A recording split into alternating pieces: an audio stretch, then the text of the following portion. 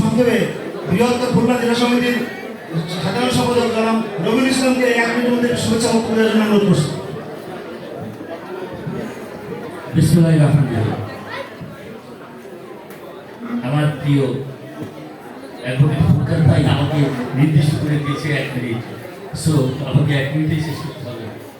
তেরোখাতা থানা অ্যাসোসিয়েশন ঢাকা কর্তৃক আয়োজিত আজকের এই সমবেদনা দোয়া ও ইফতার মাহফিলের সম্মানিত সভাপতি, দীর্ঘদিন ধরে এই ঢাকাতে আমরা খুলনা সমিতি, বৃহত্তর খুলনা সমিতি একসঙ্গে করে আসছি।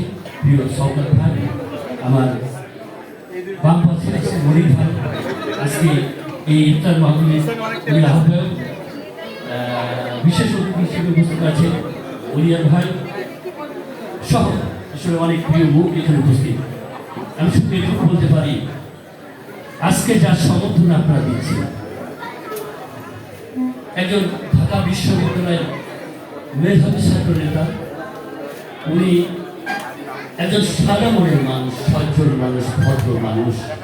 আমরা এমন একজন এলাকার জনপ্রতিনিধি নির্বাচিত করতে পেরেছি যে সত্যি আমরা ভাগ্যবান। খুলনা 4 আসনে আমরা যারা অধিবাসী, আপনার তেরোখাতার মানুষ সকলেই 4-এর অধিবাসী। আমি রূপসাই, আমার রূপসাই বাড়ি, আমি রূপসাই মানুষ।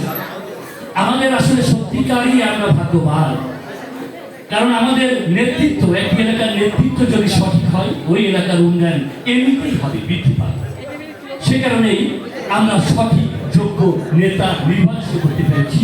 আমরা আমাদের নেতার শুভকামনা রইল নেতার প্রতি, এবং আপনাদের এই সমিতির প্রতি শুভকামনা রইল।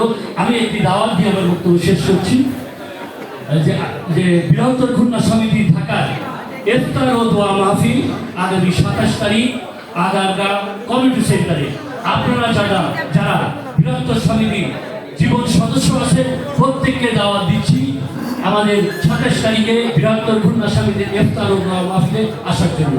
যারা জীবন সদস্য আছেন প্রত্যেককে ধন্যবাদ।